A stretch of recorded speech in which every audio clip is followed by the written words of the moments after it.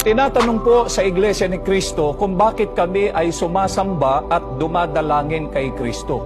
Yun daw ay malinaw na katunayang Diyos si Cristo. Mga kaibigan, ang pagsamba po namin kay Cristo ay hindi po katunayang siya ay Diyos, kundi yun po ay pagsunod namin sa kalooban ng Panginoon Diyos na siya ay sambahin.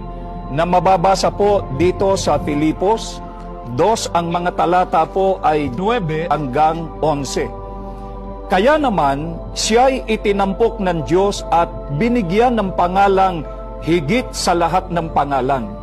Ano pat ang lahat ng nilalang na nasa langit, nasa lupa, at nasa ilalim ng lupa ay maninikluhod at sasamba sa Kanya. At ipapahayag ng lahat na si Hesukristo ang Panginoon sa ikararangal ng Diyos Ama. Maliwanag po sa pahayag na ito ni Apostol Pablo na ang Panginoong Hesukristo ay itinampok ng Panginoon Diyos at binigyan ng pangalang higit sa lahat ng pangalan. Ano pat ang lahat ay maninikluhod at sasamba sa Kanya sa ikararangal ng Ama o ng Panginoon Diyos. Okay, ginamit niya ang Philippians chapter 2 verse 10 bilang patunay kung bakit nila sinamba si Jesus kahit hindi raw ito Diyos ayon sa kanilang paniniwala. Pero sandali lang, may sinasabi ba talaga sa talata na si Jesus ay hindi Diyos? Wala, at hindi lang sa Philippians. Wala tayong mababasang talata sa buong Biblia na nagsasabing si Jesus ay hindi Diyos.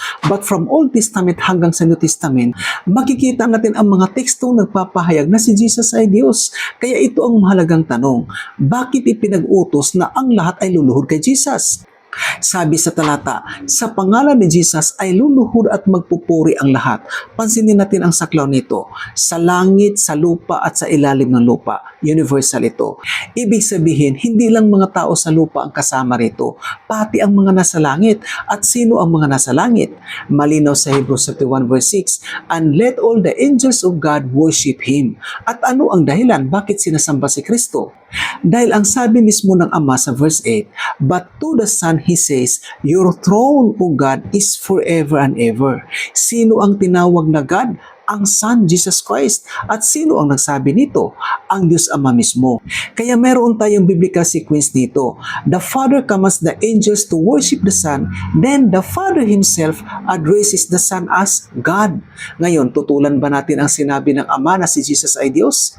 Kaya hindi nakapagtataka kung bakit sinabi ni Pablo sa Philippians 2 verse 10 na ang lahat ay luluhod at magpupuri kay Jesus dahil malinaw si Kristo ay Diyos. Tandaan natin, sa Biblia ay hindi maaring ibigay sa isang nilalang o tao ang pagsamba na nararapat lamang sa Diyos. Sa Revelation 19:10, nang yumukod si Apostol dyan sa harap ng anghel upang sumamba, ang sabi sa kanya ng anghel, huwag mong gawin yan, sambahin mo ang Diyos. Kahit ang anghel ng Diyos ay hindi tumatanggap ng worship.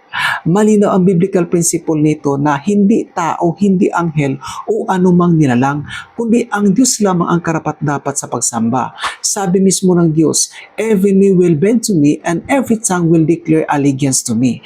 At iniuugnay ito kay Jesus Christ sa Philippians 2 verse 10 to 11.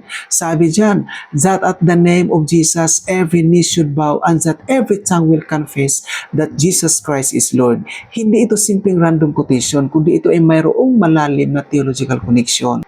Ang universal homage na ipinapahayag sa Isaiah ay inilapat ni Pablo kay Jesus Christ sa Philippians 2 verse 10 and 11.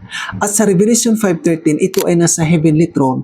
Ang makikita natin dito ay ang kordero, ang lamb, si Jesus Christ, ay pinapapurihan.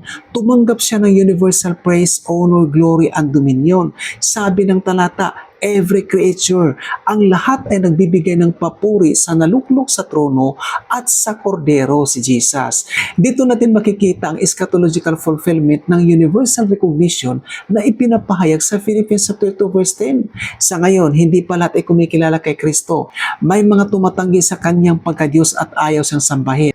Pero darating ang panahon na ito that every knee will bow and every tongue will acknowledge the Lordship of Christ. Ngayon, balikan natin ang tanong, Pwede bang sambahin ang hindi Diyos?